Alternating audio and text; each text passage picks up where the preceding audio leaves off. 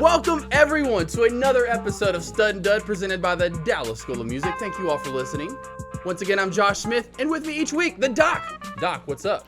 Man, it's beautiful fall weather here in North Texas. It's beautiful, isn't it? We have a stud guest today. What's not to be excited about, man? And on top of the fact, it's his birthday. Right? Let's just a little tease. Real quick, though. Last week, I got to dive into it. Fair, beautiful, on a beautiful day like today. Enjoyed a corn dog ale beer, by the way. So it was beer with mustard around the rim of it. Yes, I had one of those, a cotton candy beer. Had one of those as well. Then I went camping. Let me tell you about this, because even my uncle, when he called on my birthday on our way home, he was like, Avery, how did you get him camping? That is not in the Smith blood. It went from, we showed up, it was 90 degrees on Thursday. By that night, about 5 in the morning, the front comes through and it's storming. I'm like, well, at least we know the tent can hold up some heavier rain. And it was down to 45 degrees. So it went from 90 to 45.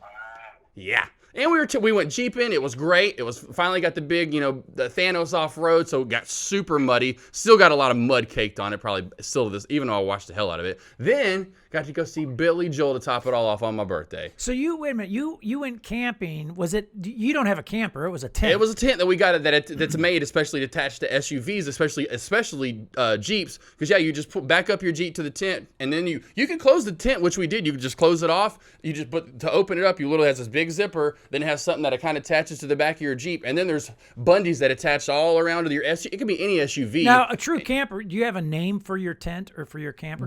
Just Thanos for the Jeep. Thanos for the Jeep. We don't have anything yet for the tent. Because my tent, when I go camping, I have a name for my tent. What is it? She's called Embassy Suites. I knew it. That's how I camp. My father. Like my father. Yes. All right, so real quick. So it was great birthday back-to-back for my wife. I had a great birthday, great anniversary. Good, man. Happy birthday. It definitely was crazy. I'll never forget going from 90 to 45. Luckily, none of us got sick. Kind of felt it in the throat there a little bit. How old are you now? 35.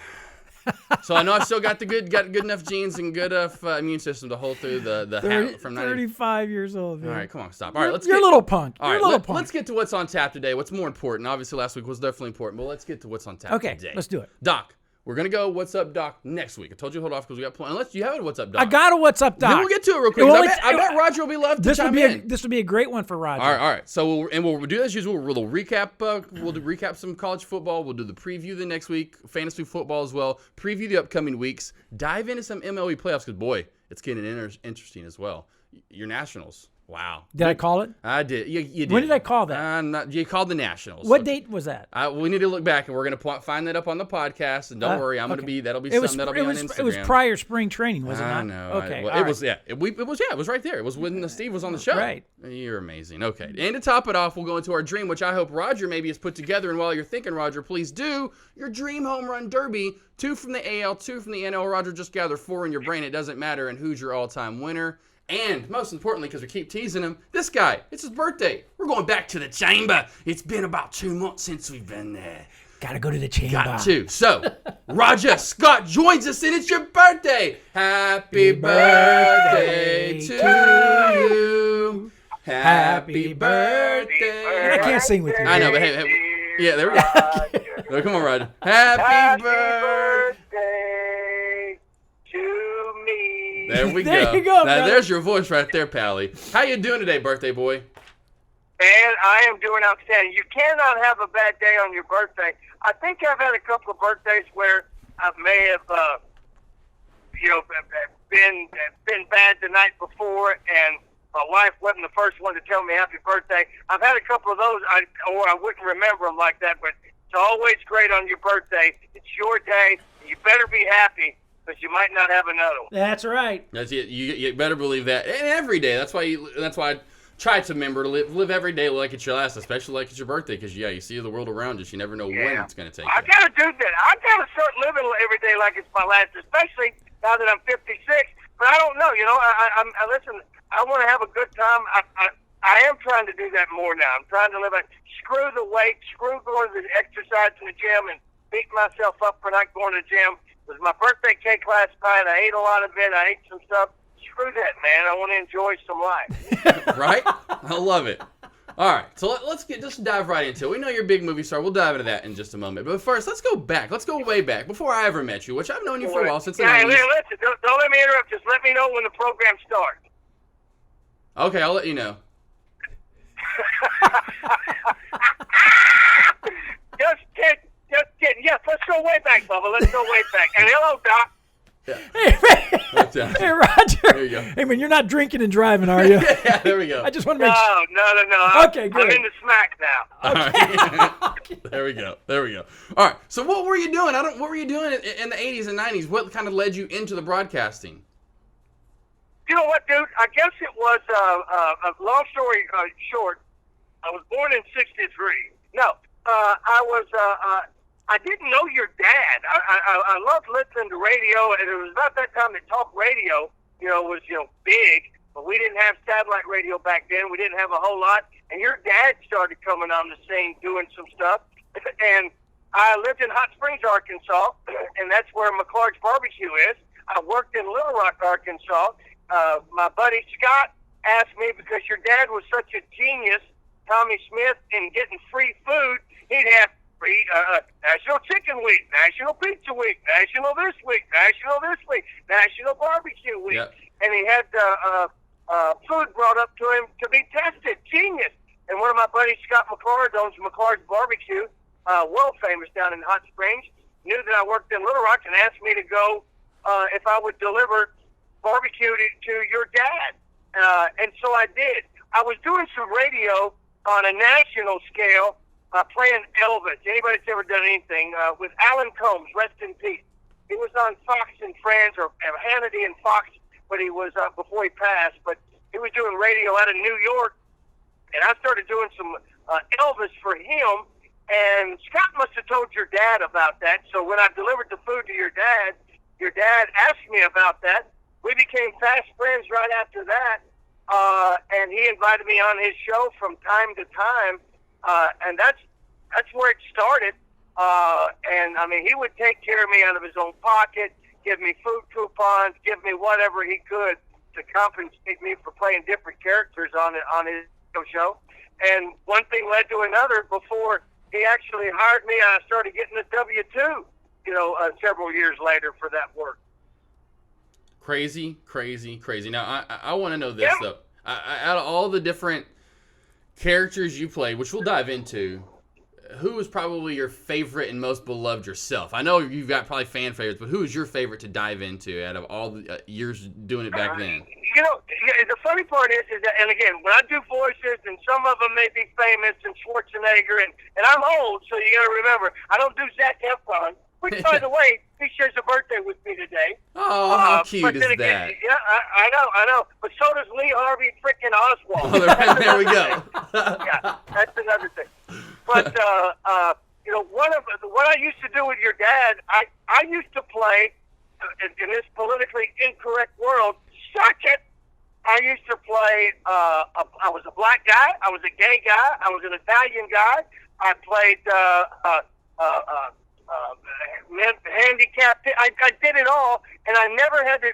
And I play all of them at one time on one show at times. But I think Reverend Shakalaka was the one that I really liked the most, because when you play a character, and again, if I did Schwarzenegger or some of these other people, I don't do their voices as half as well as people who do them. I do my own version of them, and then I bring them to life my way. But I think Reverend Shakalaka was one of them, because he was a black guy and he got to relate to your dad, and people had no idea that this 5'6", I'm 5'8" on my driver's license, 5'6" white guy was playing, oh, look at what's going on, Tommy? Oh, look at my brother, man. What's going on? Tell me something. Where are all the white women at? And that'd be what it was. And people would call in, and they loved Reverend Shakalaka. And I would do things like that. I would sing the Sanford and Son song.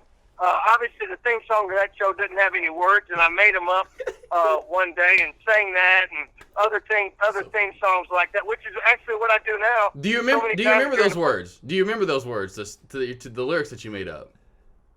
Absolutely. Okay. All right. And let me get it into my head. Dun, dun, dun, dun, Dun, dun, dun, dun. Here we go. My name is Sanford.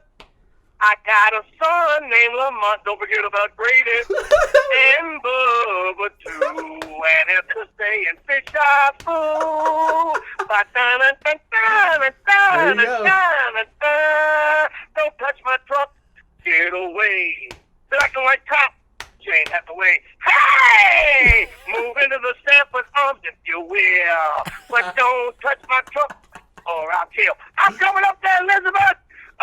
Elizabeth! Listen, that's it. Boom. In and out. That was it. I had to sing the whole damn song. I love it. That was it. Yeah, listen, I did that with one of these days. I'll send you my entire tape of songs, the theme songs that didn't have words. Like Right. There you go. Yeah. Bewitched, I Dream of Jeannie. I made them all up, and that'll be for a late night podcast show. Right. Oh man, that's funny. Now, were any of these characters inspired by anybody, or were they just made up off the top of your head? They were made up off the top of my head. I mean, I take that back. Everything that's in my head, I'm sure I stole somehow or another, or it was just infused in me by growing up. One of my favorite people to ever listen to, the funniest guy. I have every album. That's right, kids. Before CDs and cassettes, there were albums, and then I got every one of his CDs. Was Richard Pryor? I was just going to say. The dude, he's the funniest man there ever was, and I'm sure that Reverend Shakalaka has a little bit of his mudbone in it.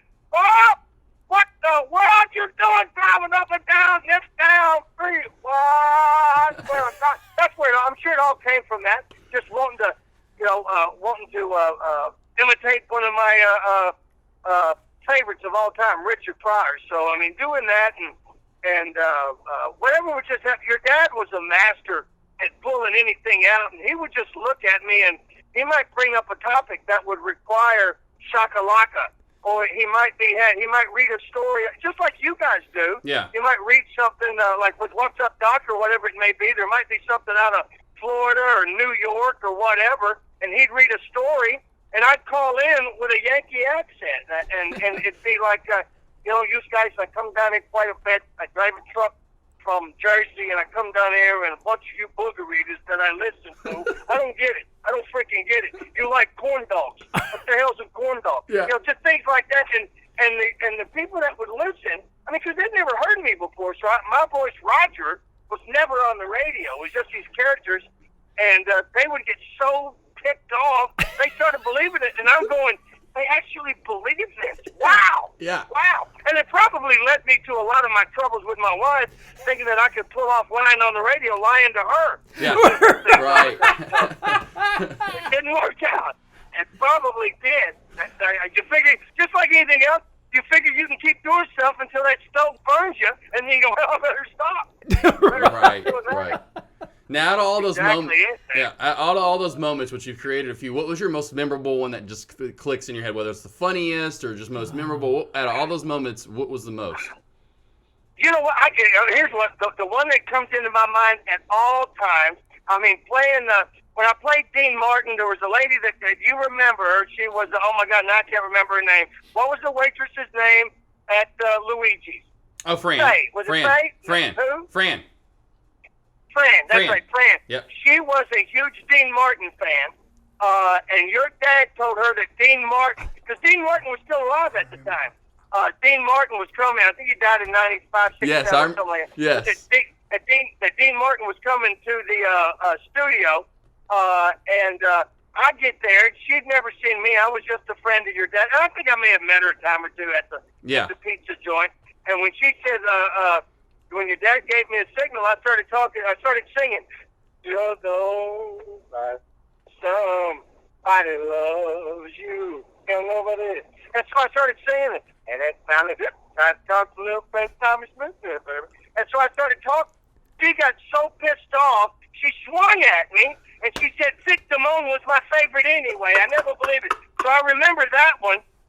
But the one that sticks out more than anything was when I played Reverend Shakalaka. We were doing a show at the governor's mansion one morning, doing the governor's mansion, and Mike Huckabee. You might know Mike Huckabee. His daughter, Sarah Huckabee. Yes. She was just a little girl at the time. Mike Huckabee was governor of Arkansas, and he invited us to come do a show. He's got a great sense of humor and all that. Until you go one way, till we went one way, and that was me doing Reverend Shakalaka.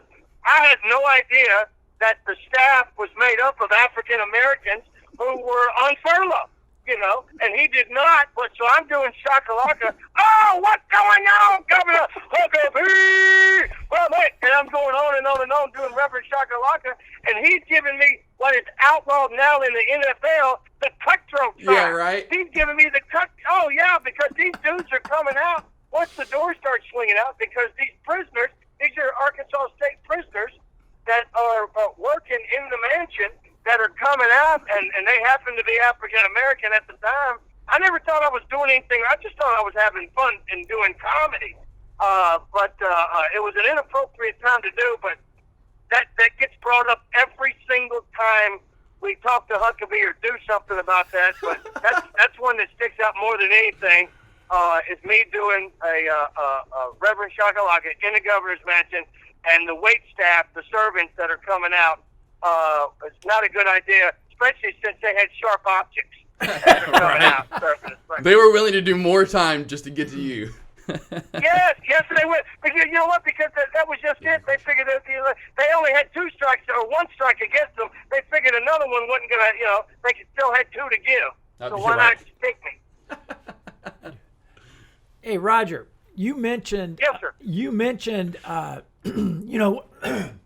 We're about the same age, so we grew up at the same time. I'm 58, you're 56, and so It's funny when you were talking about the funniest man ever. Before I was thinking in my head, man, I know he's going to say Richard Pryor, and did you really? Yeah, I knew it. I said to myself, because when I knew what your age, when you told me your age, and then you start talking about comedians. I said, man, Richard Pryor's got to be at the top of his list, and because I mean back in the 70s, man, Richard Pryor was. I mean, you'd get those albums, and not right, and you'd listen to Richard Pryor. We were kids, and of course the language was, if our parents had known we were listening to that stuff, oh my gosh, and oh my gosh, absolutely, they had no idea. I mean, even a couple of his albums. The title of them had the N-word in it. Right. It was that. I mean, those were Richard Pryor. This N-word's crazy. Or catch this N-word. I mean, it was, but, you know what? And it was one of those things with the times we live in, I didn't think anything about it because it was Richard Pryor that was saying it, not me. Correct. It was Richard Pryor that was saying it. And I mean, he would make inanimate objects come to life, and, right. And just talking about everything. Well, here's the deal. I guess because he talked more like I did, and my friends did, and my dad. This was before HBO. Back in the early '70s. Anyway, he talked more. I was more accustomed to that. And the funny part is that when Bill Cosby came around, and then Bill Cosby, was telling Eddie Murphy and everybody to watch their language and all that, and Richard Pryor in one of Eddie Murphy's concerts told him, tell Bill to have a Coke and shut the F up. Right. And now look at it. Now look at Bill. And Bill was the one that had the real deep issues going on. Right. Interesting, right?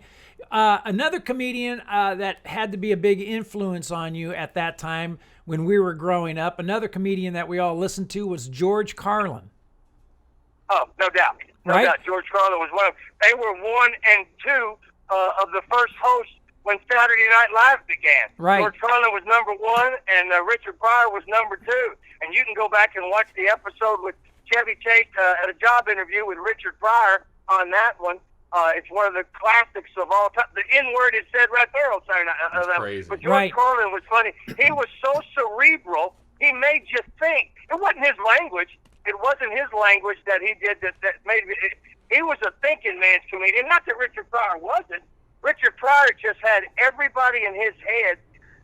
He let them all come out, and he even played them in Which Way Is Up. You can see where he plays 3 different characters in that movie. But George Carlin, I saw him as a comedian, but and then watching him on with Carson and some of the other shows back then, and then Car Wash. He was in Car Wash as well. Right. Just a quick little scene, but yeah, you couldn't beat George Carlin, and that was back when he was still dressed like early Willie Nelson in a suit and tie. Right. For a long time. Right. Now, I know you can probably recite this verbatim, but don't do it because I think every boy from our generation can still recite it verbatim today. Is George Carlin's 7 bad words? Oh, yeah. Right. Right. Yeah. I don't know any guy our age that still can't recite that list like George. Absolutely. Right. No, absolutely. You recited it, and your mama slapped you when you were doing some of them. It was just because the thing is, it was the 7 words that you could. And now look where we are.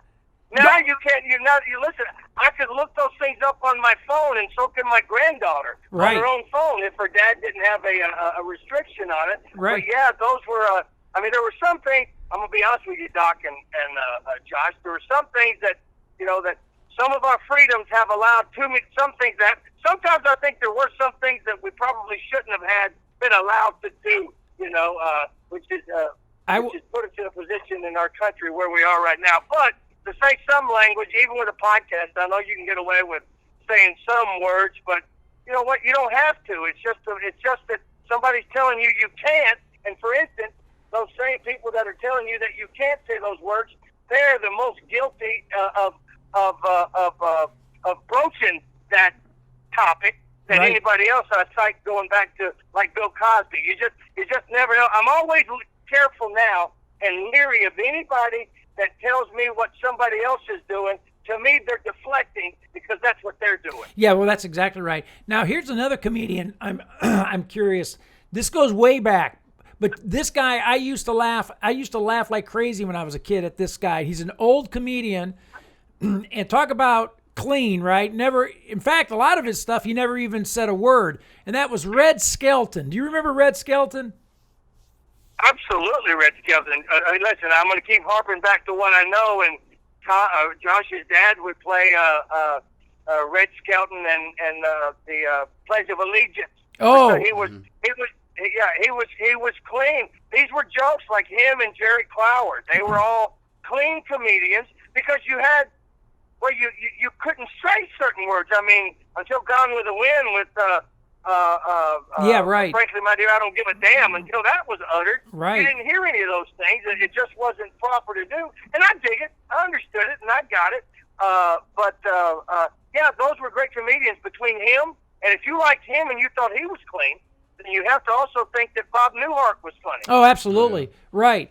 Yeah, Bob Newhart. Bob Newhart was one that I know another one that gave me inspiration because when you saw Bob Newhart do a bit, or if you heard him do the bit, he was doing it where he was on the phone, and the only voice that you heard was Bob Newhart.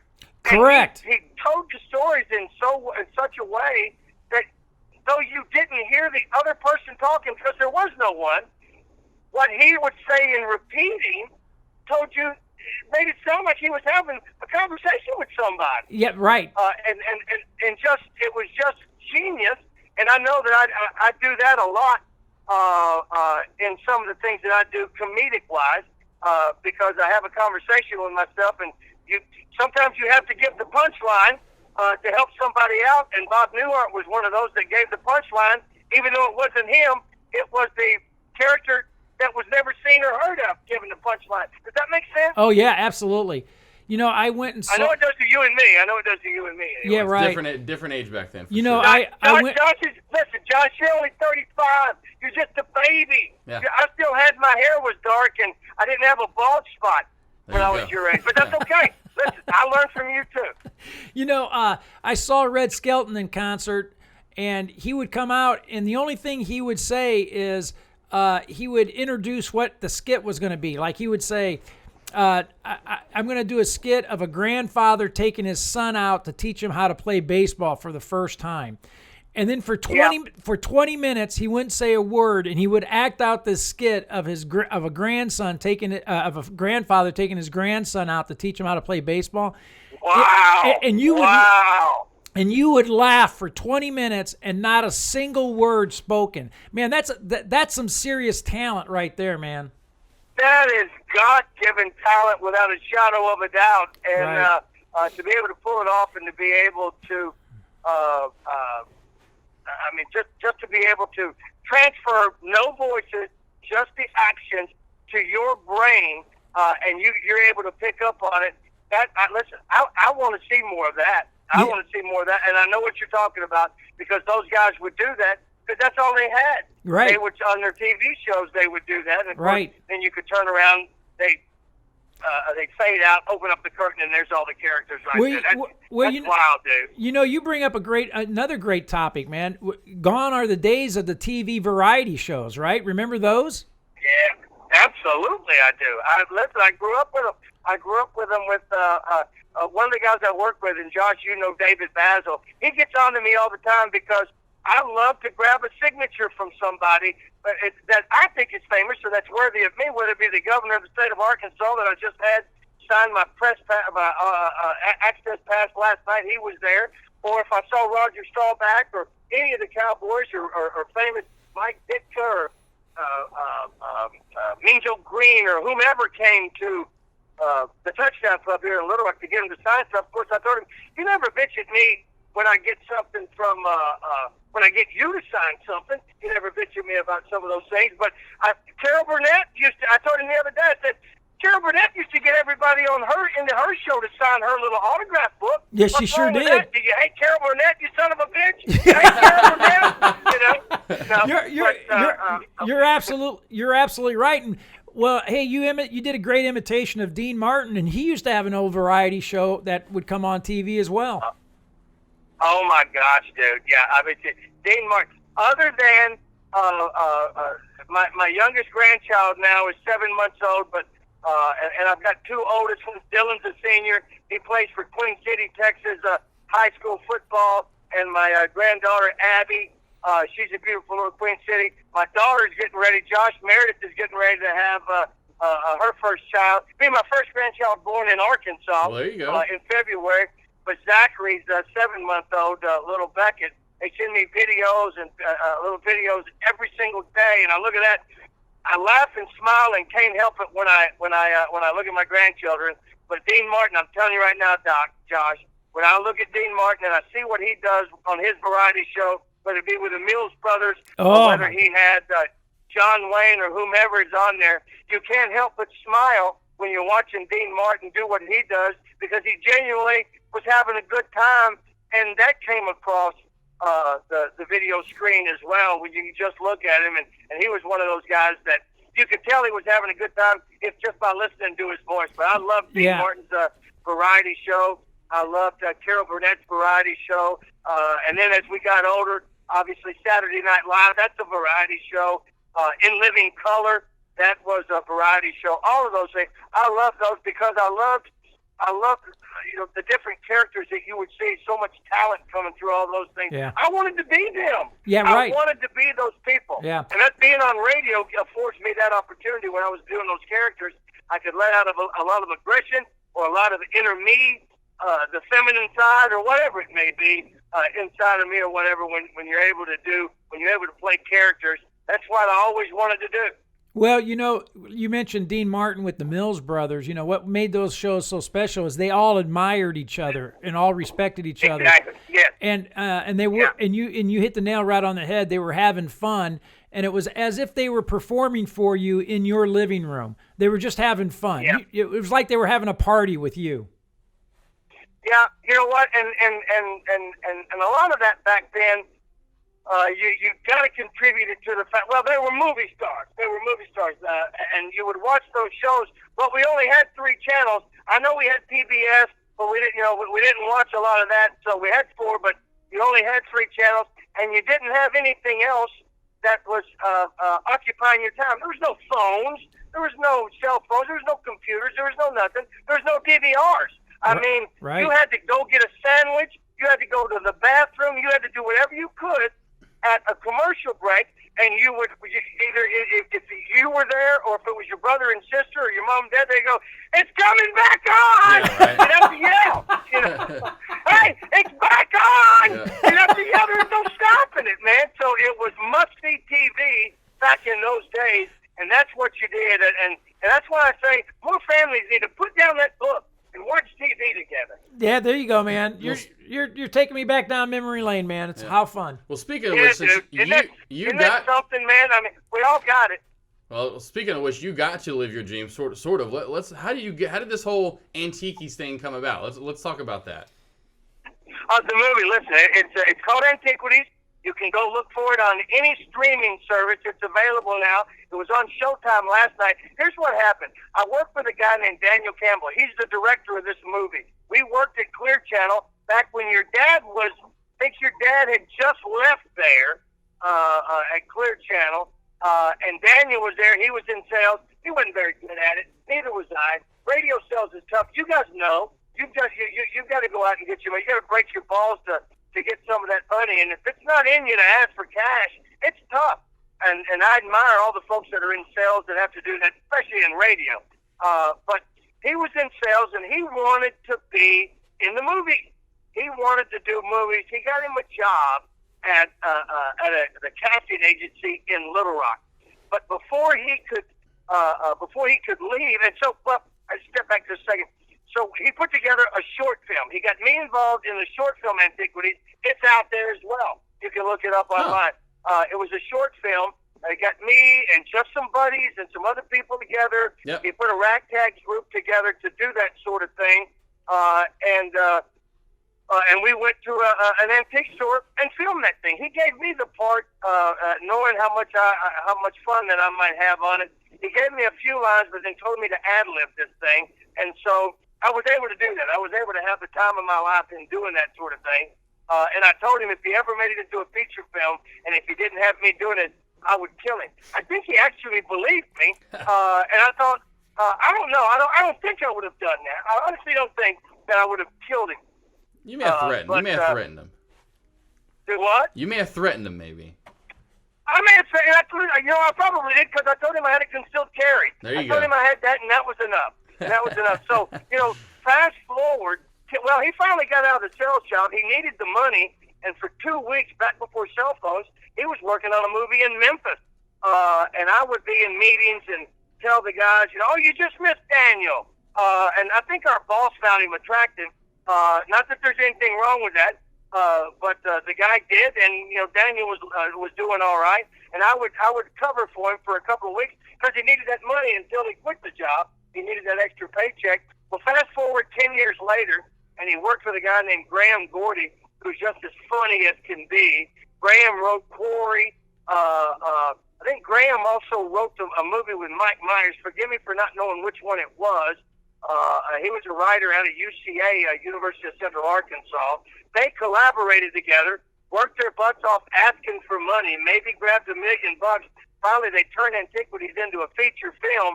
Again, it took about 10 years later, and he asked me to, they told me about it, and I said, dude, you got to let me do it. This is it. If anything else, nothing else happens, I got to do this. So I know that he had to convince these people because the actors that were in this movie are talented actors. Andrew West, you look up Ashley Greene from the Twilight movies, Anthony Hogan, you might see him in that new Showtime or HBO deal. Gosh, I forget the name of it now with, I forget the name. I think it's a preacher. I think there's some preaching going on it. But anyway, so all these guys are in this movie. And I had to work my butt off. I've gotten a lot of accolades. I've gotten a lot of positive feedback from Antiquities from the character that I played. I played a complete jerk, and asswipe is what I played. I think I'm typecast. That's what I'm telling you. The character was me. It was just me is what it was, so I was able to play myself. But I fought real hard to make sure that I did the right thing on this movie. I wanted to make sure that since he fought for me to have this role, and I know he really put his butt out on the line, that I had to do. That's why people ask me if there are any outtakes from anything, knowing that I'm that crazy guy. And I said, no, there's not, because I never played around on the set. I wanted to make sure that I let everybody know that just some radio guy coming off the street. I practiced every day. I read my lines every day. I wanted to make sure that I was prepared when I got on set. And it turns out that I did okay. I didn't let Daniel or the rest of the crew down. I had the time of my life. And if nothing else ever materialized, Yeah. Do you remember I one went of your out to lines? Hollywood. What? Do you remember one of your lines? Say again? Do you remember one of your lines? Can you feed me one of your lines? Oh, one of my lines? Oh, absolutely. Well, It was, I look at this woman who's coming in there, and I'm telling one of the main character in the movie, I'm telling him, hey, go help this lady with what she's looking for. She comes, I tell him, I said, look here, you got to have people skills. Because he wasn't able to get what he needed from her. So I said, look here, you got to have people skills. And I went, hey, your hair looks like you just came through a birth canal, and you know. And she's offended. She walks out of there, and I look at him and I go, people skills. You got to have that. So she walks out of there. There's another scene in a cafeteria where this old man is grabbing his lunch, and I'm looking at my watch going, tick tock. And the old man goes, there's something I can help you with? And I go, no, I didn't mean to interrupt you, Papaw. Have at it, you know. This might be your last birthday anyway. So there you go, yeah. Just having a good time with him, and then he walks away, and I go, I'm going, what are you looking for, coupons? You don't have much time, old man. Beat it. So he calls me an asshole as he leaves, and I call him an idiot, and I pay the old lady. It's I remember all of my lines. That's I remember great. some of the other folks' lines as well, man. But again, if nothing else materializes, I went out to Hollywood. I had a premiere there. I had a premiere in Little Rock, Arkansas, and my wife and my children and my brothers and sisters were there. They can take anything else that they want, but they'll never be able to take that weekend away from them. And where can we find it? Like you can see it where now? Where can we find the movie? You can go to Amazon. You can go to Hulu. You can go to Redbox. Any streaming service, just tap in Antiquities, and you can download it. I actually bought a couple of the DVDs when they first came out on Amazon. I still have them wrapped, and I have one in the guest room just so when my mother-in-law comes and stays, she can see it. Not that she can unwrap it. I don't want to take it out of the plastic, because I figure it'll be worth more than the $5, a few years from now if I leave it wrapped up. Yeah, it'll be like it's up to $7.50 probably, Yeah, $7.50, exactly. Who knows? All the Razorback stuff and all the Dallas Cowboy stuff and all the sports memorabilia that I have autographed and everything like that. My middle son is a minimalist. He probably won't want any of it. I think my daughter will take some of it, but who knows? It'll be a sad little vignette that'll come out, and you'll see all my stuff at Goodwill. There it is. Look at all the work that old bastard put in, and there it is right there. Oh, man. All at Goodwill. All right, so you're big time now. We know that. So hanging around some famous people today, I really want to talk to them. If you could kindly ask Mr. Dean Martin. I know you kind of got into it earlier, but maybe if you could find Dean again and ask him to sing us a little song. I'd love to hear a tune. You know what? I'll go get him. Your dad used to call heaven to get Dean Martin down after Fran left and Dean Martin died. It'll be a little bit something like, you don't know, but it feels somebody loves you. You nobody feels somebody does. Boom! There's a little Dino for it. That's very good. Maybe, all right, come on now. Let's. Who else you got? You got. Hey, Some... you know that, wait a minute, Doc? Did you approve of that little Dino? Yeah. You may be rich. You may be. Maybe. You're doing me. Oh, you nobody. Come on, sing it with me. Till somebody loves you. Somebody loves you. You're nobody. Just somebody cares. I threw that out. Throw the little hiccup in it because everybody thinks Dean Martin was a drinker. He may have sipped. Hey, wait a minute. What's his big hit though? His big hit is Say again. what was Dean Martin's big hit? Everybody loves somebody. Yeah, but he also did. Everybody. That's loves it. Somebody sometime. There you go. All right, I know Doc will love this. Everybody wants to fall in love. There you go, That's man.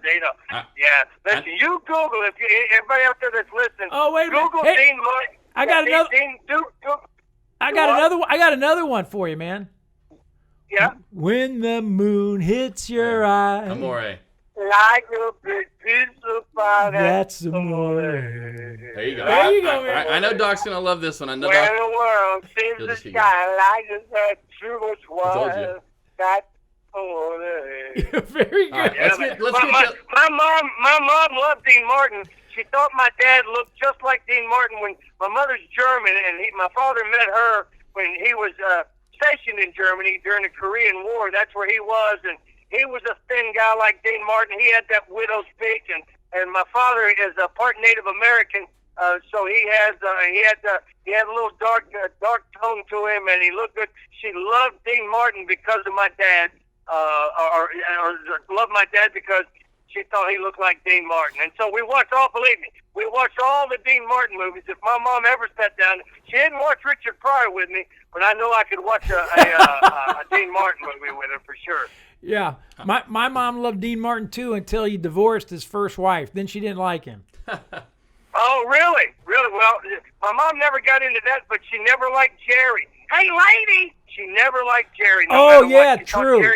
Exactly. All right, so I know just diving into a little bit more of Doc's side of his music. He's a big jazz guy, so you pulled out some Dean. Maybe you can resurrect some Ray Charles. Ooh. Oh yeah, we can do some Ray Charles. We do Ray Charles. I used to do Ray Charles. It was the Willie Nelson Ray Charles version of a Seven Spanish Angels. There was seven Spanish angels at the altar of the gun. I believe they were praying for their lover, and it was in the valley of the Don. Well, there's people that are looking at me right now because my windows aren't tinted, and I'm rocking back and forth like Ray Charles. All right. As I'm in traffic now. All right, Mr. Hollywood, you got a big movie coming up, so I know you can pull out a little big gun. He's got a big movie coming out next month, The Terminator. Let's get a little. Where's Arnold at? Hold on, let me get him. Arnold, get in here. I don't know if he'll fit in your car. There. That's right. It's good to talk to you, Roger. And that's the spot that is there on the radio. Talk to me there. Sean Connor, 49 millimeter. Are you ready for your big movie next month? I'm excited about this big movie. It's going to come out there. You're going to see the hot part of me. Not the animal, not the machine, but I have to save the world. And that's what I got to do. Ever since I screwed up with Maria and had that really ugly child of mine with my nanny, I have to do whatever I can to pay the bills, not being governor of Kayaya anymore. Yeah, why? I'm curious. What the heck did you see in that nanny? I don't understand it, man. What was going on there?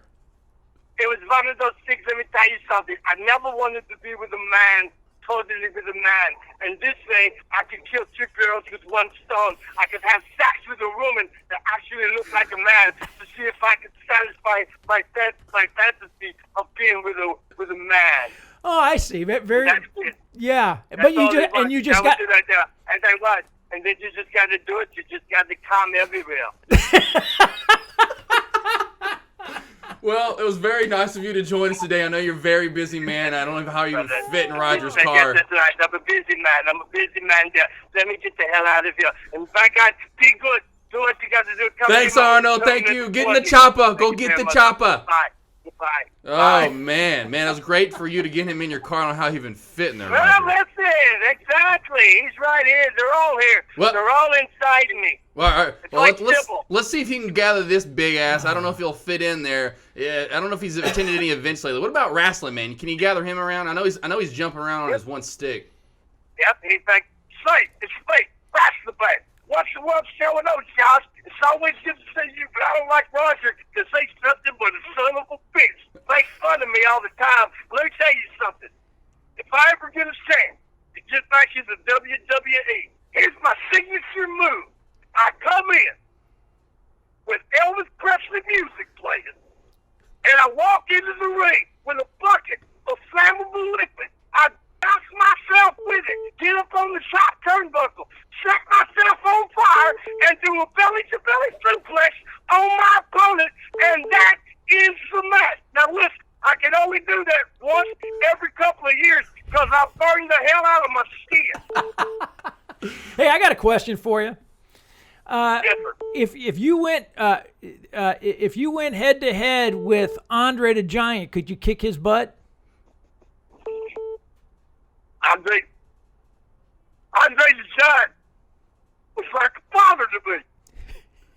I could not do it. I would not do it. I would not do what Hulk Hogan did just for the ring. That's why I'll always be a professional house wrestler and get my ass beat You might see me in the ring once like this, then the next time you might see me with a mask on. I used to get beat up all the time because I wouldn't succumb to the dirty side of wrestling where you just had to give it up and all the stuff. Listen, I was in porn too. Oh, were you?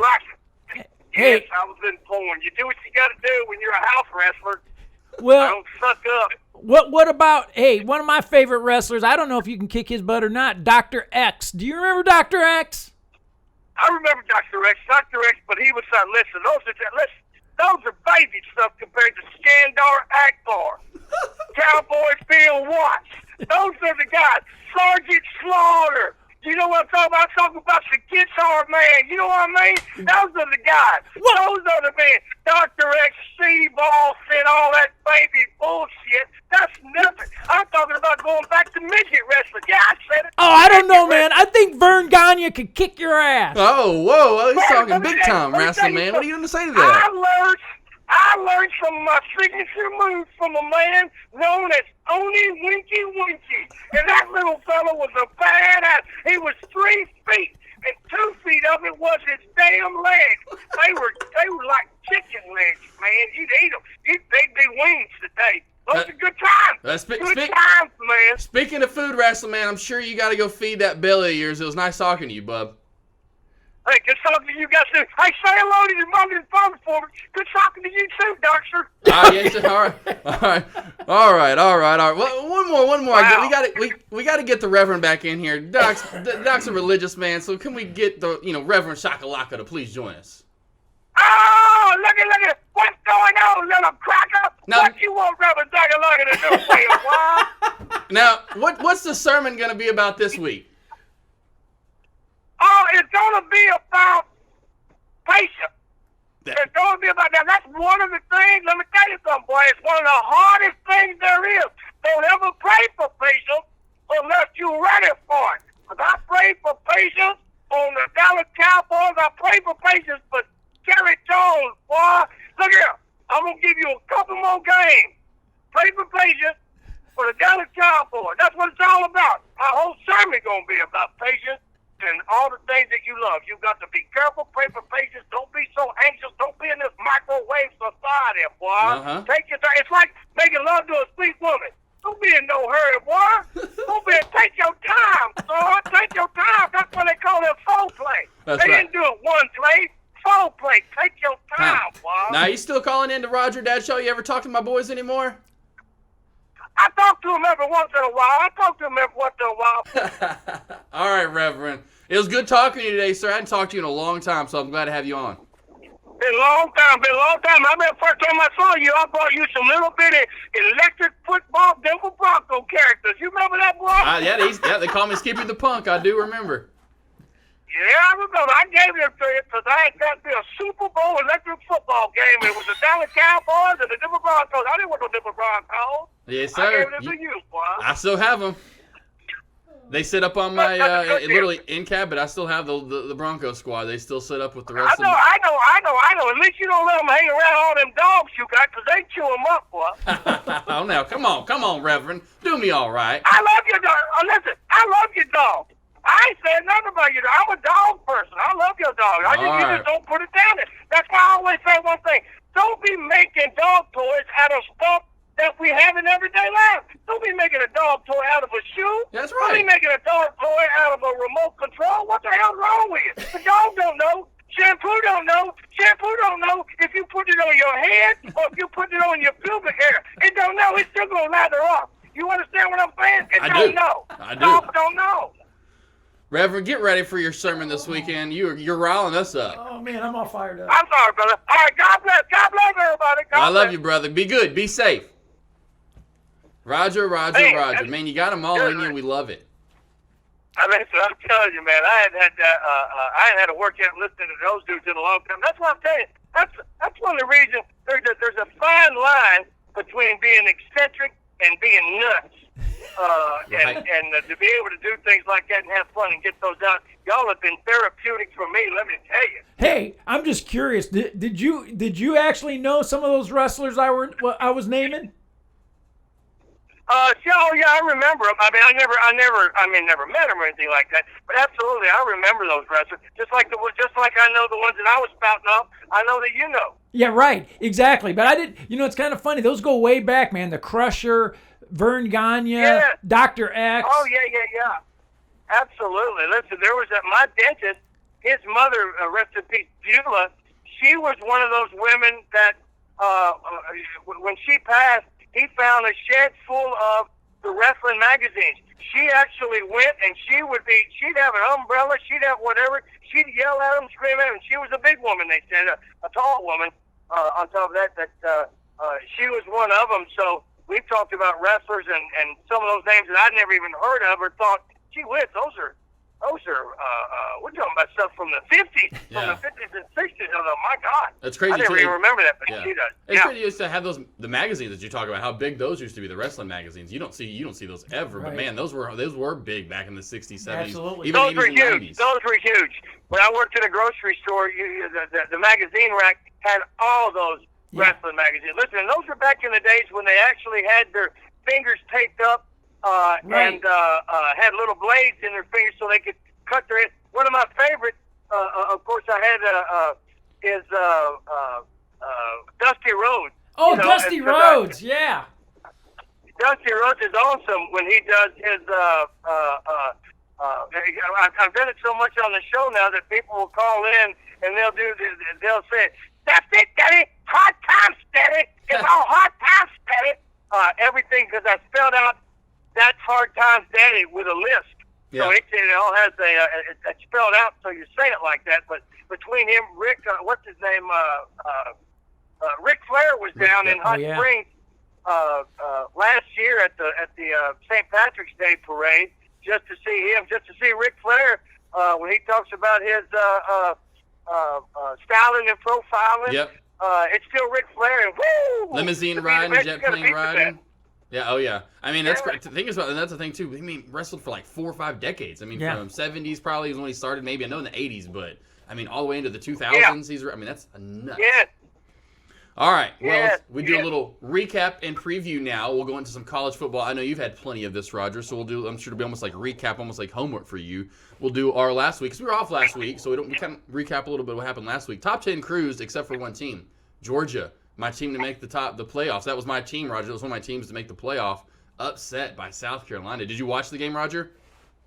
Well, you know what? Here's what I do on the weekends. I host a Razorback watch party. That's right. Yep. And then, so I hardly get to watch any of the games. I'm preparing for that and doing other things. But I did catch some. I try to catch a little bit of every game. And this week, with the Razorbacks sucking like they are, I'm going to be able to get off early and go home and watch some more of those games. Yeah. Yeah. Listen, we were talking about that. We were talking about Georgia today when we were talking about just to step up with Auburn and Arkansas. Well, there's no way that a Gus Malzahn is going to let his team sleep on a team like Arkansas going into playing them. And your dad mentioned, what Georgia did. Georgia seemed to fall asleep. Look what happened to those guys. Yep. But watching a little bit of that. And listen, they were one of the playoff teams for a lot of people, Josh. Yep. Number 5 LSU over. That was another good game last week. A lot of ranked games last week. A lot of top 25 matchups, which was awesome. LSU over number 7, Florida 42-28, which was I didn't get to catch that too much. Didn't catch a lot of these because getting home from camping and Billy Joe, so I had to catch up. We're caught on Sunday and watch the highlights of it. But the big one here in town that's here every year, the Red River rivalry. Number 6 Oklahoma over number 11 Texas, 34-27. Yeah. Stepping back on that to LSU game, who would have thought LSU ever had offense? Yep. Oh, I know, right? When did that ever happen? Yep. Yeah, and with the Red River rivalry, or as one of our callers says, Red River rivalry, is how he says it. But it's also a big shootout with Texas and Oklahoma, and that's probably the biggest, maybe the toughest game, at least when you look at everything on paper right now that Texas, that Oklahoma will have. I tell you, dude, I like the Jalen Hurst story. Yep. I want him to win the Heisman just by virtue of it being a 3, not just because it's being a 3 in a row at Oklahoma, and then who knows, Lincoln Riley might be the next Dallas Cowboys coach, but because of what that young man went through, the poise that he had, and making it back through. When he left when Lane Hatcher, who is now Arkansas State's quarterback by virtue of an injury, left Alabama to go to ASU, we find out through the Hatcher family that Jalen Hurts called him and wished him the best of luck and doing all that. I think he's just a very good man, and you pull for people like that. Oh, yeah, and you definitely. want them to do well. Yeah, you can tell. You just pull for them. Yeah, you could tell even when he was at Alabama, had to come in for that the year before last when he had to come in. I guess it was the SEC championship game. I think it was against Georgia. Remember, and kind of helped them back and won the game. That was last year. Last year, yeah. Whenever it was, that was. You get my point when he's just like, "Hey, I'm here for you." And you could just tell that. Then even his face was like, "Hey." Yep. Just a team player. Absolutely. That's what you want. And then, then to go to Oklahoma, and then, shows what, Mr. Riley could do for quarterbacks. And wow, I mean, so we'll see where that takes him as well. So definitely a great storyline there. But yeah, yep, absolutely. Another top 10 ranking, or another top 10 matchup last week. Penn State moves past Iowa. Not that I was too into that, but it's still, point being, it goes back to Franklin. He used to be at Vanderbilt. It's just great to see him and Penn State winning and brought that tradition right back to where it is. I mean, been nice for Arkansas to grab him. Obviously, Penn State's a bigger program to go to, but man, just to see Jerry Franklin go up to Penn State and be really good. Yeah, that's a great story. Is that Penn State and Michigan this week? Yep, man, that's what I was saying. I was literally getting to this week. We'll preview. Yeah, that's literally who plays. That's one of the matchups this week. That's one of the big ones. Oh, absolutely. No, it's a great story. It's a great story with Franklin. He had a great little video a couple of weeks ago, talking about the football that he remembers and what he's trying to do for young men. And when you see that, and you pull for a guy like that as well, because you know that he's thinking about more than just off the field. Yeah. For his player. Yep. Another one for Doc here. Doc's a huge. He's from up north, Roger. So huge one for Doc last week. How in your seat and buttered up were you for that Notre Dame USC matchup? They barely got by there. Well, the score looks closer than it was. Yeah. The game was actually very boring. Was Notre Dame controlled the game. Yeah, I still saw highlights. It was just a boring game.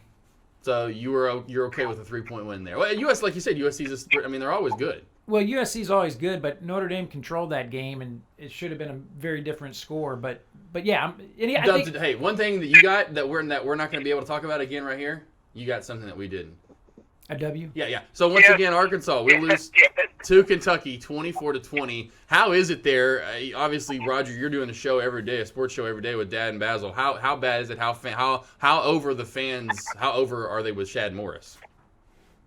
A great majority of them are, and but we're such horrible fans, and I don't mean that just Arkansas, but we're microwave society. Yep. I mean, I've come to the resolve now that, you know what, screw it. I'm gonna, and maybe it's because I'm older as well, and I don't live and die. I still get pissed off, and I still like to, voice my opinion like anybody else does and can about the teams, because we're used to more excellence than that. Now, a lot of people might not remember Arkansas being as good for as many years as we do, but we long for those days because we remember how good we were. Petrino had us almost on the edge of being number one before all that, and we just keep getting stung. But there's so many people that want him gone. They just like what they do with back with Bielema. When Bielema's first press conference says, "We didn't come here to compete with Alabama. We came here to beat them." Yeah. That never happened, big boy. Yep. And then you got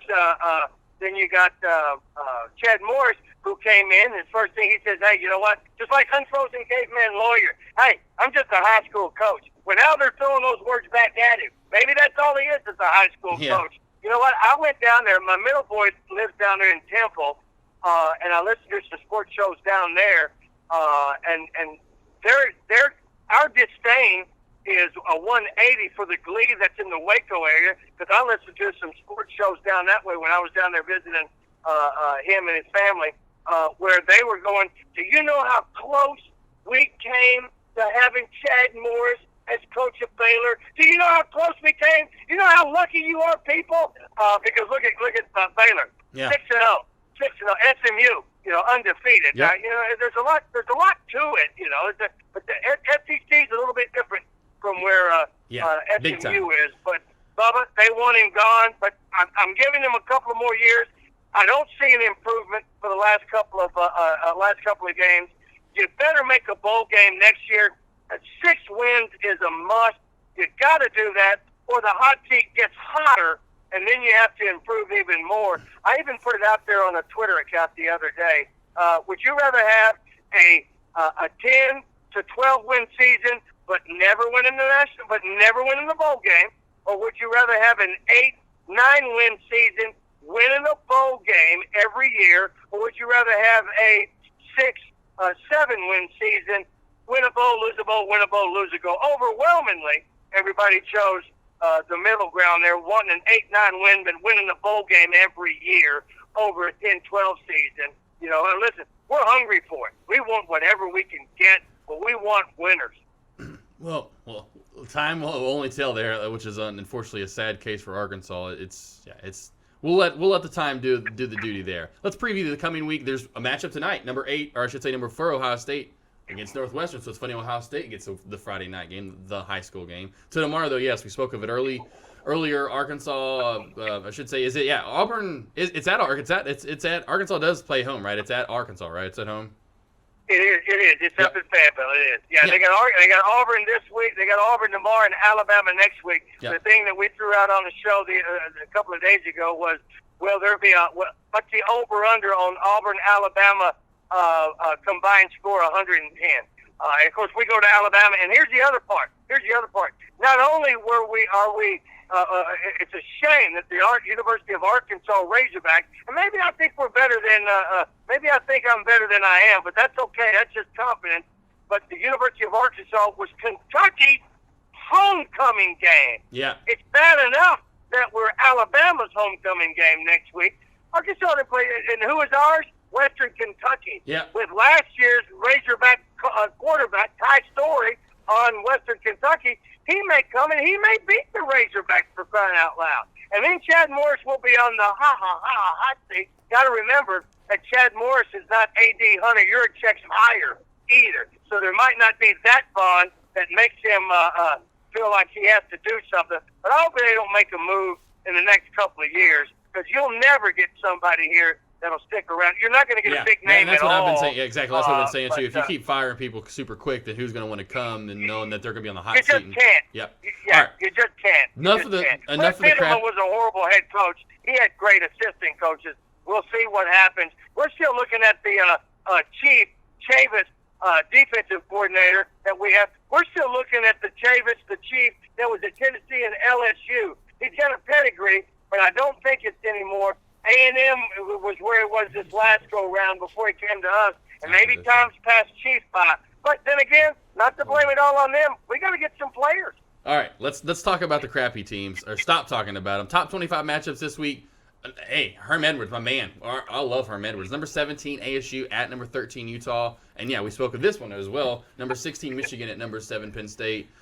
Pretty much a dud week, really, as far as, last week was a great week. This week kind of more of a dud week. Sure. Bye weeks for you. You have a bye week, so you get to relax. Oh, we do? Yes, All you right, get to man. relax. But next week, the team I just spoke of, you get to go there. Oh, yeah, Michigan. You get to go to the big house. You Yeah. get to go to Michigan. So it'll be a big game for you again next week. That'll be a great game. That'll be huge. That'll be a great game. That'll be a great game to sit there and eat some chips. Oh, and Doc will be ready. He'll have his cold beer. He'll be on edge. Trust me. All right, week 6, NFL. Let's recap it real quick. 49ers remain unbeaten. Very surprised there. They went at the Rams. Rams kind of falling apart, which is crazy. One of my Super Bowl picks. Right. Seahawks looking good. They're kind of getting back to that old form. Defense playing good. Russell Wilson in MVP shape form. They beat the Browns, your original Super Bowl pick, 32-28. Chiefs lose second in a row to the Texans, 31-24. The Chiefs, up until last night, were looking, and they still, who knows now without Mahomes is out, which we'll get to. That's bad. Chiefs, That's man, bad. not looking good. That's bad. Cowboys, man, just like someone in fantasy football on this side of the room, won 3 straight and now have lost 3 straight. Real quick, let's get a quick take, Doc. Cowboys, what's up? I think the Cowboys, it has to come down to coaching, does it not? Yeah. I mean, Roger, you can chime in too. What do you think? Yeah. This is y'all's team. Absolutely comes down to coaching. Listen, Moore was the whiz kid when they played the first 3 games, and those first 3 games that the Cowboys won, those 3 teams, their combined winning record is 3. They haven't won anything, so it was nothing between the Bills and the Giants and the Skins. That was nothing. Yep. It's coming down to coaching. Listen, I'm still pissed off that Jason Garrett when he lost to the Rams in last year's playoff game, he was smiling and happy when he shoots. Yeah, and I've noticed that too. Even like in years past, Roger, where his obviously being here and doing interviews with him and see him in person, he's just like always wants to be. Even and I know that I'm sure he'd say that he wants to be cheerful in the crappiest of times after your loss. He wants to be. I understand, and I don't want. I don't like it. I don't Debbie either. Downer. I don't like it. That's my point. I don't like it either. That's not what wins in the NFL. That might maybe win you some games in Pee Wee and junior high and high school, but when you get to the pros, you're going to have to learn how to be. Point being, look at Pete Carroll. You think Pete Carroll's doing that? Getting back to the Seahawks and how they get. Yeah, no. I mean, so I'm right there with you. I don't understand that. No. I mean, you got to be cordial. You shake hands and you do that, and you go, "That's coming, man. Good luck." Rest of it. But I wanted to see disappointment on his face. Yep. That's what I wanted to see. Because Yep. I was disappointed, you prick. I'm sorry, I didn't mean to say that. All right. So anyway, let's get to it. At least it's not this bad. Broncos did win their second straight in a row last week, but once again, same like what you were saying about the Cowboys against no competition 2 weeks in a row, so they beat the Titans. But let's get to last night. Now we're previewing this week, Week 7. Boy, Broncos last night will come out in the first opening drive, score a touchdown. I'm thinking, it's looking great, right? Then they hurt Mahomes. I'm like, okay, we're still in the game. We're down a little bit, but we hurt Mahomes. Oh my gosh, we actually can maybe win this now for real. Being 3 and anyway. No, well, of course. What do? Dud it up and just lose terribly, 30-6. Mahomes out at least 3 weeks. It looks like, so that really hurts KC. It sure does. See what's up there, but man, tough one that we'll get straight to your boys again now. Eagles. Got a big one here at home this week. Eagles and Cowboys. What you thinking, boys? I think Eagles win. You think and you're wearing Eagles colors today. You are, dog. Look at that. I think Eagles win. Yeah. I don't blame him. I picked the Cowboys to win. They're only a 3-point favorite at home. That's ridiculous. 3-point favorite at home. It's a must-win for everybody. It's a must-win for the Eagles team. It's a must-win for Jason Garrett. Yeah. With the Cowboys, that's for sure. On that one. Listen, you and your Broncos. They may have to seriously look at your legendary GM and think, Yep. because I know. I've already talked. Yep. Yeah, they may have to look. Yeah. I've already talked about that, which I hate to say because I love obviously as much as I love Elway, but man, and that's what I've said too. Is my point. He hadn't brought in the talent. He was bringing in. I know he brought in Manning, but point being, remember who he took? Who did he take from you? Not take from your Cowboys, but remember he was bringing in DeMarcus Wares, Aqib Talib's. I can go on and on. Where are those guys now? He's not bringing those type quality players in to surround the squad. So that's to me fine with you if you don't draft too well, but at least he was doing that to bring, and lately he hadn't been doing that. So it's kind of scary. What were we gonna say, Doc? Hey, Roger, you mentioned Jason Garrett. This is his last year. They have not extended his contract. I don't think it's going to be renewed. Right. I don't think it's going to be renewed no matter what, even if they make. And if Riley, you talking about if Lincoln wins the championship, there could be your head coach right there. And I think if anything, Jerry Jones should maybe step back and look at. It's interesting. I'll use an example outside of football. You take the Chicago Cubs, who had Joe Madden as their manager for the last 5 years. Yep. And in those 5 years, Joe Madden was a winning coach for the Chicago Cubs, and he also brought home the World Series title. And after 5 years, Theo Epstein says, it's time for a change. We just got to make a change. Things aren't rolling like we need them to roll. And if they have the courage to let go and not re-sign Joe Madden, who is now the Angels manager, and you saw that going, don't you think Jerry Jones just has to say to Jason Garrett after 10 years, look, man, we just got to shake things up and go a different direction, regardless of how this season ends. Absolutely. To do what they did with the Cubs, that still shocks me simply because going, hey, you jackasses, it's been 100 years since you won anything. Exactly. They got a little bit more of a chance. Come on. It's unbelievable. But with Jason Garrett, we all know what it is. The last coach that gave Jerry any kind of grief was Bill Parcells. Right. He's the reason that Clint Sterner was not a Dallas Cowboy for very long. And Tony Romo became the quarterback. But Jerry's a football guy. Watch the 30 for 30 before they were Cowboys about Jerry Jones and Jimmy Johnson. Jerry Jones always wanted to be a coach. He always wanted to be a coach. It's his team. It's America's team. But he wants to be a coach, and he doesn't want to put up with the players aren't afraid of Jason Garrett. They answer to Jerry Jones. They answered to Jimmy Johnson. Right. They didn't answer to Dave freaking Campo or Right. Dave Daly. Right. They didn't do that at all. They Right. answered to Jerry back then, and that's the deal. And until Jerry can acquiesce some of that responsibility, and maybe Steven steps up. Look at Robert Kraft has done what he's done. Until that happens, I just don't see it. And then, I'm sorry, Sean Lee, you're hurt every season. You don't finish the season. I'm sorry, Sean. We may have to go in a different direction with you as well. But I'm with you. And who knows? Keep an eye. Maybe the fellow over there at Arizona State that we were talking about. Maybe Jerry looks at him since he's got pro experience. Who knows? Yep. All right, quickly move through this real quick. Leave it at that. You perfect note right there for real. Fantasy football, 3 up, 3 down for both of them. Well, back and forth. You won 3. Henry, what's crazy? I'm in 2 leagues this year. The one I'm always had been in for like 2 decades essentially. So I continue to be that with my best friend. Did the same thing. I've lost 3 in a row, just like I did in this league, and now I'd won 3. So now I was like, and it's like that make or break. You're on a roll. I'm on a roll, Bob. That's a break or break. You've lost 3 in a row. You better win week 4. If you don't, you're done at 0-4. Right. So this week is a big week. I'm gonna get with you. You have bye this week. You have a couple people on bye, so you need to do some roster I adjustments. got to do some change around. All right, real quick. We'll just do a quick. We'll save the home run, the dream home run derby. We got running behind on time. MLB playoff. My gosh, your Nationals from almost being out of the wild card game to then the Game 7, which I watched the back-to-back homer Game 7 against the Dodgers. Did you see that one, Roger? Game 7 Nationals Dodgers. Did you catch that? I did not. I did not catch any of that, fellas. I'm sorry. Beautiful ending to that game. So the back-to-back homers against Kershaw. Could not believe he gave those up in the 8th. Then they went to extra, and then the grand slam to top it off. And then they swept the Cards. Looking good. They're a very dangerous team right now. And by the way, just so you know, Roger, that's who. And back literally in spring training, Doc picked the Nationals to win it all. Oh wow! No kidding. Yep. I picked the A's who did make the play. I picked the A's who made the playoffs. Same thing, wild card, but they couldn't progress. I almost picked the Astros because Astros was my head pick, but I went with my gut. I should have picked the Astros, which would have been funny because now in the end it looks like it's going to be the Astros versus the Nationals, and that would have been great for the show. Well, I think. Oh, absolutely. I think what it comes down to, Roger, you know this, man.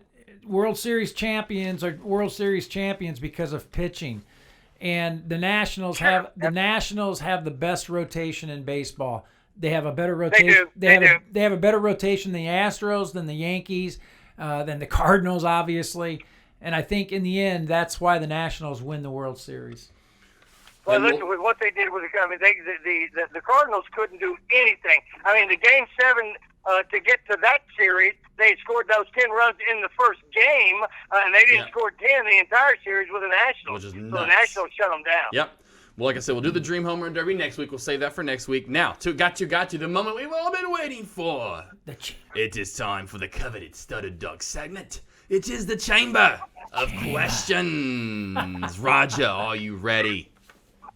I don't know. I have no idea. Now, I hope I don't get out of range. You are tied down. The range is kept. All right, let's get to it. All-time favorite sport. What is it? Say again? All-time favorite sport. All-time favorite sport? Football. What's your favorite team of all time? All sports now. All sports. And all sports? So is it the Hogs or is it the Cowboys? So you only get one of those? I said all-time favorite team. Okay, you did say that, but you're not letting me choose pro or that. I was named after Roger Staubach, but I'm an Arkansas Razorback. Boy, that's a toughie right there. I'm an Arkansas Razorback. Okay, all right. So you're named after Roger Staubach. So your favorite player athlete of all time is it Roger Staubach? Who's your favorite player athlete of all time? My favorite player athlete of all time is Roger Staubach. There you go. Let me tell you something. Yeah, that's exactly right. He spent 4 years in the United States Navy serving his country, protecting his country, or there would have been a couple of extra Super Bowls by him. I know. Doc loves him. Hey, who doesn't? Dad loves him. Doc loves him. He's definitely a GOAT. If you could have went pro in any sport, what would it have been? Boy, I would have liked to have played baseball. I wish I wasn't scared of that ball coming and hit me in the face. I was a pretty good baseball player in junior high and high school, but then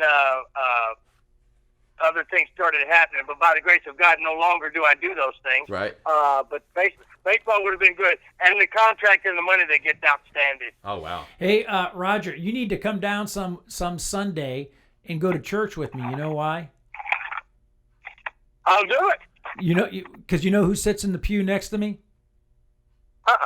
Roger Staubach. Shut up. I'm not. He goes to Jesuit, yeah, right? I'm not lying to you.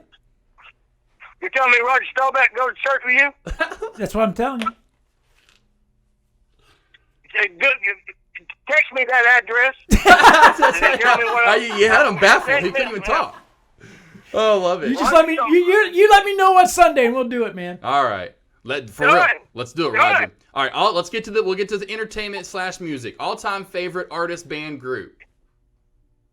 All-time favorite artist and group. Man, artist, band, group. When they broke up. Sorry, favorite artist group. Favorite artist group, band of all time. Like my dad would be like Barry Manilow or Jimmy Buffett. Who are you? Yeah. Listen, I love Dean Martin. I love the old guys, man. I can't narrow them down unless they all had a kid, but I'd say Elvis. I like his gospel too. Favorite song of all time. Happy birthday to me. Favorite song of all time. Oh man, I tell you, I love "Ramblin' Fever" by Merle Haggard. Oh, wow! Now there you go. Your favorite era, decade of music: 60s, 70s, 50s. 70s. It's not even a question. 70s. Right. Type of music. Your favorite type. I like classic country rock. Okay, I like it. All right. So you're a Creedence Clearwater Revival guy. Say again? You're a CCR guy. Oh, I love CCR. But if I could have classic country and classic rock from that music from the 70s, I'll take that. But I like that. Right. CCR, you can't beat. Never had a number one song. CCR. That's unbelievable. Here's another one. It is. Oh my gosh, they just made the movie. What's his face? He wrote a number one song. And the E Street Band. Oh my gosh, and the E Street Band. What's his name? Bruce Springsteen. Bruce Springsteen's never had a number one hit. So Aerosmith never had one until it's not that big of a band. Well, good. I don't like Bruce Springsteen anyway. All right. So hey, let's get back into it. Your favorite concert of all time that you've ever been to? My favorite concert of all time that I've ever been to. Well, I'll tell you what. We went to Garth Brooks a couple of years ago. You know what? But I like Sawyer Brown when I saw him at a theme park once. But I'll say Garth Brooks. There we go. Your dream concert, someone you never saw, like maybe Elvis, maybe Dean. Yeah, it was. If you you know what? I'd like to go. I'd like to go see Vince Gill. Oh, Vince Gill. All right, yeah. I love it. Love these answers. All right, if you could have played one instrument of all time, what could it be? If you could play an instrument, what musical instrument would it be? I always wanted to tap dance Okay. because I liked Jimmy Cagney, but. It's a toss-up between the guitar and the piano. But I play a mean air piano on the dash. I love it. It'll be piano. Okay, all right. You got to get with Doc. Doc will get you a couple of lessons. We'll take care of that. Your all-time. Really? Yeah. Hey, you gotta go. You have to go to my my website, man. JazzPianoSkills.com. Go check it out. I'll do it. There you go. All right, man. Your all-time favorite TV show. My favorite TV show. Boy, that's a toss-up now between The Office and Seinfeld. I'll go The Office. All right. Your number one movie. Your go-to all-time number one movie. Boy, I tell you, with or without me in it. I knew you were going to say something wrong. I was going to say, and the one that you weren't in, you can't name that one. Okay, I can't name Antiquities. I can't download Antiquities today. I tell you what, boy, my gosh, Raising Arizona is a hellacious, it's a funny movie, boy. No matter where I am, I like Tombstone too. It's a great movie. What about Godfather? Godfather? Take one on the ice. Huh? What about Godfather? I thought you loved Godfather 1 and 2. You and Basil. Oh, I do. I love the Godfather. I love Godfather 1 and Godfather 2. Yeah. I love Caddyshack. Caddyshack 2 Caddyshack. should never have been written. You know what I thought. You know what I thought you were gonna say. You know what movie I thought you were gonna pick. What? I thought you were gonna pick True Grit. Oh, there we go. Oh, dude, listen, Doc. It pains me, but it's easier for me to say that I actually like the new True Grit. I'm not saying better, because I'm not going to ever say that. But I like the True Grit, but True Grit's fantastic. How can you not? I aim to hang you, or I aim to kill you, or see you hang in Fort Smith. Right there. All right, your all-time dream. All right, your all-time dream car. I'm sorry. Go ahead. Yeah, I'm telling you. Your all-time favorite, your dream car, your car you dreamed about as a kid, maybe your dream you still want now. What is your dream car? For my all-time dream car. Okay, first, it's a toss-up between a 1976 Honda Civic or this beautiful white. I'd like to have an original. Back in the day, I never knew what they were. I'm driving one now, but it's not an original, or at least from back then. A Charger. Oh yeah, there you go. Okay, now see, you when you said 1976, I thought you were going to say, because we're the same age, man. I thought you were going to say 1976 Camaro. Yeah, or Seville or something. And you said 1976 Honda Civic. What the hell?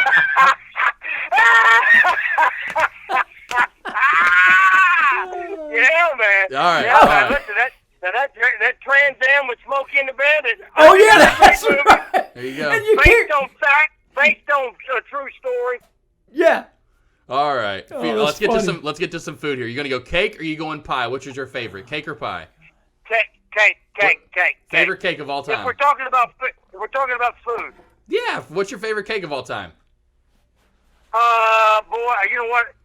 I'm really a punk for some of that ice cream cake, but I'll just a plain chocolate, 2-layered chocolate cake. All right. Moist. I like it moist. Yeah. Who doesn't? You going candy or ice cream? Ice cream. Favorite ice cream? What's your flavor? Can I say Neapolitan? Yep. Let's do it. Yeah. That's one you can. That's what I want. That's what I want. All right. What I want. You going pancakes? You going pancakes or waffles? Pancake. You going bacon or sausage with the pancakes? Bacon. Cheeseburger or tacos? Cheeseburger what? Cheeseburger or tacos? Oh, cheeseburger. What are you nuts?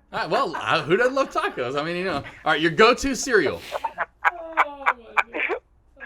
My go-to what? Cereal. Cereal. Oh, Fruit Loops, man. I love it when it tears the roof of your mouth up and you get your skin hanging down. There you go. Yep. There you go. All right. Here we go. Well, Last one about the food. Your go-to Gatorade. All those years, what was your go-to color or flavor? My go-to what? Gatorade. Oh, Gatorade. My go-to Gatorade. Oh, it was Punch. All right. Here we go. Favorite day of the year. There's a couple of new ones I've asked. A Twister, which is a hard one, which it's kind of fun to see as an adult what is now. What's your favorite day of the year? Is it your birthday? Is it Christmas? Or is it the day you leave for vacation? No, it's Christmas Eve. Oh, Christmas Eve. There you go. All right. Your favorite destination you've ever visited. Your favorite travel point. Your favorite destination? That I've never been to? No, we'll get to that one, but the one that you have been to. Where's your favorite destination you have been to? Boy, I tell you what, I've been to a few places. But New Mexico sure is beautiful. What's your dream destination? Heaven. Geez, you know what? I love America. And my constitutional rights do not travel with me out of this country. And whenever I leave this country, and I've only left it a few times, I always yearn to get back into America. So I would like to spend some time in Montana or Wyoming. All right. There you go. Beautiful up there. All right. Now, the question. Yeah. This is the question. Your last meal, Roger. Where are you eating? Or I should say, not where. What are you eating? What's your meal? Well, how are you going out? And what 3 people are you inviting, dead or alive? So your last meal, what are you eating? And 3 people you're inviting, dead or alive. All right. My last meal is my mama's fried chicken. I want her mashed potatoes. I want her pinto beans. I want her corn. I want some sweet tea. And I want a bottle of ketchup that I can put on any of that stuff that I want. There you go, from the south. That's it. And my last meal, I want. Boy, that's tough. I'm telling you right now, that's gonna make me cry. Now I'm thinking about that one. I want my dad, and I want my boys. All right. I want my boys. There you go. Thank you so much, Roger. You son of a bitch! You son of a bitch! I got you. The chamber. The chamber locks you up. Roy Firestone, you Roy Firestone, son of a bitch! I get deep in the chamber. Hey, Roger. Yes, I'm still laughing. I'm still laughing at your 1976 Honda Civic because you know You could have at least said 1976 Gremlin Yeah. or 1976 Pacer or 1976 Rambler, but you went with a Honda Civic. It's very trusty. It'll last you 20 years. I had one. Listen, I had one, and I carried a dustbuster around in that damn thing. I carried a dustbuster around. Oh, It was white, and it had tan interior. I carried a dustbuster. I waxed it every week, man. I got it from an old lady, I swear. It What color was it? 1,000 miles on it when I got it. what color was it? It was bone white. Bone Man, white. yeah, you could have at least said Camino, man. A Camino. Oh, yeah. All right, Raji, Pally, Bup. Thank you so much for joining us today. Where can everyone I know they're going to love to find you? Where can we find you on social media? You can find me at Roger Scott Buzz, B-U-Z-Z. I'm on Facebook, Roger Scott. I'm on Instagram, Roger Scott. And so that's pretty much it. My cell number is 501-867-5309. You can call me anytime if you'd like to do that. And that's pretty much, or you can get on the 1037 The Buzz There we go. website. We got a Facebook page for that and all that, and you can see us there. All the parodies that I do, I write a parody every week for the last half a dozen years or more of the Razorback songs, and so And all those then, songs let's are say we can available listen to you where? SoundCloud, too. Where? You can go to SoundCloud. Let's say where and when? Where and when can we listen to you though? Where the show? Our show is on 1037 The Buzz. You can get it. There is a Buzz app, 1037. The Buzz app. It's 1037 in white, and the Buzz is in gold or yellow. And I only tell you that because there have been some bogus ones out there. Oh wow, huh? Gotcha. Crazy. Yeah. Well, And bad ones, and there's been some bad apps. well, it was amazing for you to join us today.